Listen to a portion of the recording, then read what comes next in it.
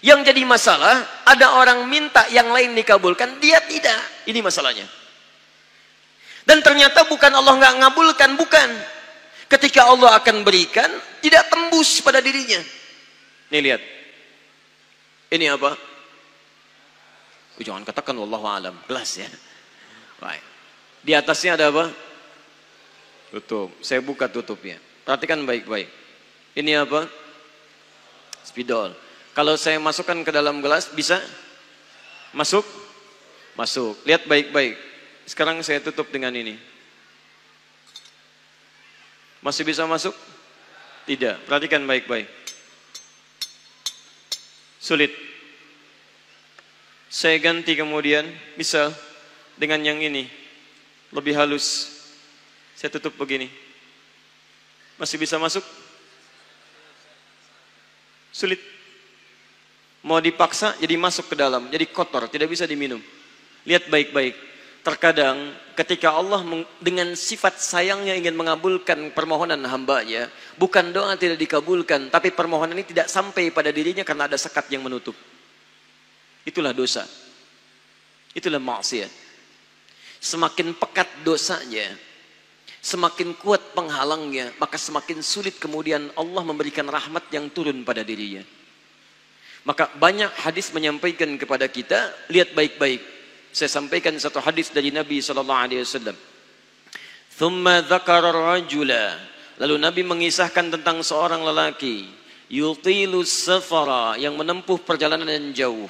Orang yang menempuh perjalanan jauh, maka doanya cepat dikabulkan oleh Allah Subhanahu wa ta'ala. Teman-teman yang ikut dari Bandar Lampung, ada yang tadi jaraknya 150 km tulang bawang dari sini. Lihat, begitu di jalan, mohon kepada Allah, minta. Ya, safar yang baik itu cepat mengabulkan doa. Orang ini safar.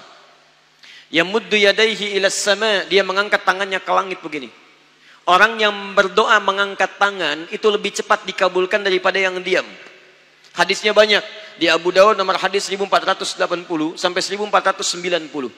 Awas, innallaha hayyun karimun. Allah itu maha pemalu dan maha mulia, dan akan merasa malu kalau meninggalkan hamba yang mengangkat tangan, menurunkan tangannya dalam keadaan hampa.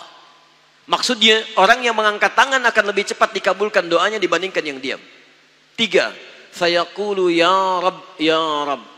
Maka dia berkata ya Rabb ya Rabb, memohon dengan al-asmaul husna, sifat rububiyah Allah yang kalau dimintakan dikabulkan. Ya Rabb ya Rabb. Quran surah ke-17 ayat 110 sampai 111, paling kanan di pertengahan. Lihat baik-baik. Allah menjamin dalam Al-Quran, seseorang yang memohon kepada Allah dengan kalimat-kalimat al-asma'ul husna akan lebih cepat dikabulkan dibanding orang yang langsung memohon kepada Allah tanpa menyebut kalimat al-asma'ul husna. Qulid'ullaha awid'ur rahman ayyamma tad'u falahul asma'ul husna. Kalau Anda punya masalah, sebut nama Allah. Bukan mengeluh. Atau sebut namanya ya Rahman. Tapi kalau Anda mampu, cari nama-nama Allah yang terbaik sesuai dengan persoalan yang sedang kita hadapi. Namanya Al-Asma'ul Husna. Jadi Asma'ul Husna itu bukan dihafal. Ya Allah, Ya Rahman, Ya Rahim, Ya Malik, Ya Qudus. Boleh dihafalkan. Tapi hafalan ini maksudnya membantu kita untuk bisa memilihnya saat kita membutuhkannya. Misal, Anda sedang punya masalah kesulitan, mau berdoa, sebut namanya yang sesuai dengan kesulitan Anda. Ya Al-Fattah. Masalahnya rezeki, sebut ya Allah ya Razzaq. Di pekerjaan ada yang ganggu Anda, sebut ya Allah ya Jabbar. Anda punya masalah ya Allah ya Sabar. Nggak harus disebutkan semuanya. Ya Allah ya Rahman ya Rahim ya Malik ya Qudus ya. Semua disebutkan. Masya Allah. Akhirnya yang tidak diminta pun diberikan. Anda nggak sedang punya masalah ya Sabar ya Sabar. Sabar itu adalah permohonan kepada Allah supaya diberikan kesabaran saat punya masalah. Anda nggak sedang punya masalah, minta diberikan kesabaran. Itu artinya sama dengan minta masalah. Hati-hati. Banyak kalimat-kalimatnya, pilih. Kitab Al-Aqaid Al-Islamiyah, karangan Syekh Sayyid Sabiq, halaman 24-59, posisi paling kanan di pertengahan. Dikisahkan seorang lelaki bermohon kepada Allah setelah dia selesai menunaikan salat. Lihat kalimatnya.